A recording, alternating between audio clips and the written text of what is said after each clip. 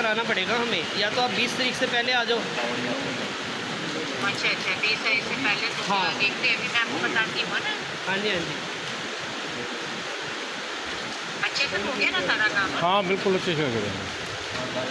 ठीक है, तो मैं ऐसे बोल रही थी ना, आप मुझे वीडियो भी भेज दो। ठीक है भेज दूँगा। आपके आने पे होगा सारा काम। हाँ बाकी तो आप आ लोगे जब होगा ना। ये संस्कार हुआ है, अभी तो संस्कार हुआ है। अभी और कितना टाइम लगेगा? तो हम लोग भी क्या खाएंगे और नाइट चूल्हा जलाएंगे। पहले भी मोहरा जब भी इतला दी थी अगर तेरे पापा की तबीयत खराब आ जाओ, बोले हम इतनी जल्दी आ नहीं सकते। रात को 3 बजे 4:30 बजे कर दिया दिन मेरा फोन, आगे एक्सपायर हो लिए तेरे फादर। बोल फिर उन्होंने बताया दाह संस्कार कर दो। फिर उन्होंने 5100 रुपये भेजे थे दाह संस्कार के, ये हमारे आनंद जी ने वापस भी भेज दिए।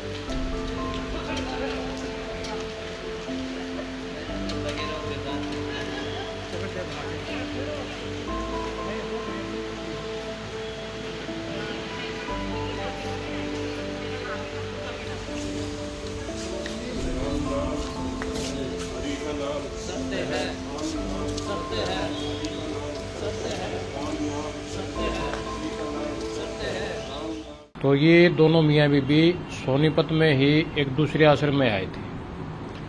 मेरे ख्याल 1.5-2 साल पहले आए होंगे ज़्यादा से ज़्यादा। तो इनकी घरवाली वहाँ गुजर गई।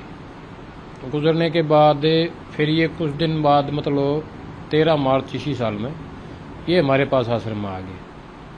तो ठीक है, हमारा तो काम अभी कोई बुजुर्ग आएगा तो हम उसको रखेंगे। अभी करीब 20-25 दिन पहले इनकी तबीयत थोड़ी ही ढीली हो गई, तो मैं हॉस्पिटल में लेके गया, इसको डॉक्टरों से दिखा के लाया। डॉक्टरों ने इलाज किया, सुबह ले गया था, शाम तक छुट्टी कर दी, ले जाओ कोई दिक्कत नहीं है, हो जाए ठीक ठाक।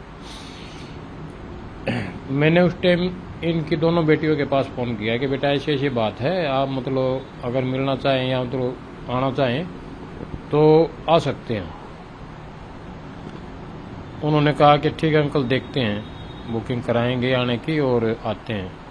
फिर मेरे को पता लगा जैसे उनकी अपने पापा से बात होती रहती है बिटिया की, दोनों तीनों की।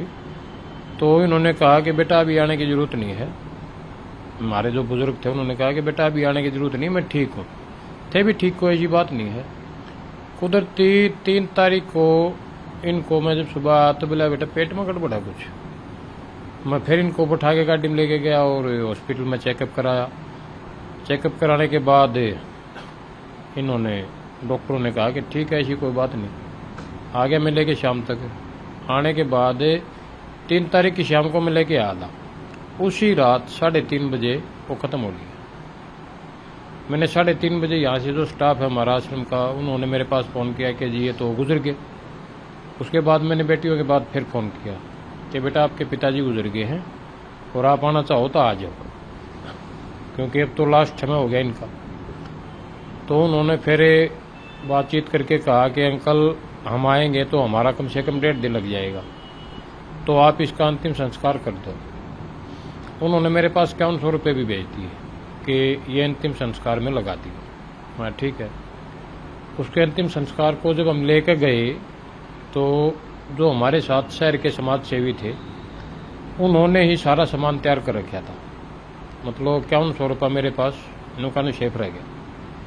तो मैंने सोचा 5100 रुपये जो उन्होंने दिया था ये तो अंतिम संस्कार के लिए दिया था, और अंतिम संस्कार में जो हमारे शहर के समाज सेवी हैं, जो हमारे मित्र हैं, उन्होंने सारा बंदोबस्त कर दिया।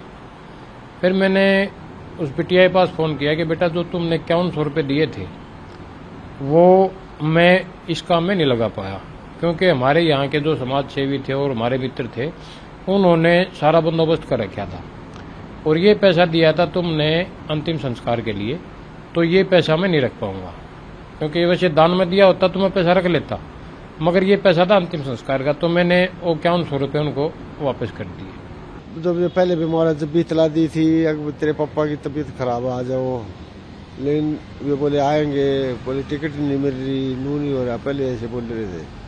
जब ये एक्सपायर हो लिया, जब भी कराया था रात को 3 बजे 4:30 बजे कर दिया था मेरा फोन, अगर एक्सपायर हो लिए तेरे फादर बोल। फिर उन्होंने बताया दाह संस्कार कर दो। फिर उन्होंने 5100 रुपये भेजे थे दाह संस्कार के, ये हमारे आनंद जी ने वापस भी भेज दिए।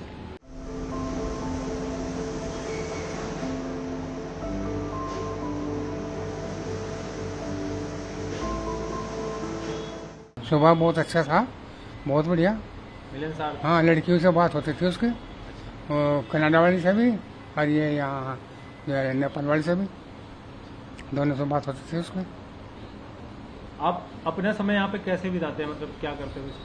आपस में जैसे इनके साथ बात कर ले, ऐसे एक दो का मेल तो हो ही है, तो उसमें मेल से बात कर रहे हैं, बैठे रहे हैं, बाहर बैठते हो, भीतर बैठते हो, खटका टाइम। फिर अपना मोबाइल भी है, थोड़ा बहुत वो भी सारा लगाता है। तो शिवचरण जी कभी अपने परिवार के बारे में बात करते थे, फैमिली के बारे में कुछ बताते थे? तो 2 लड़की थी उसका, उसी से बात करते थे उनसे, 2 से। अच्छा। अब सुना हमारे तीसरी लड़की भी थी, उसका तो मुझे तीसरी का भी नहीं पता। अच्छा, वो उन्होंने नहीं बताया कभी तीसरी? नहीं, कभी नहीं बताया, ना कभी बात होती देखिए।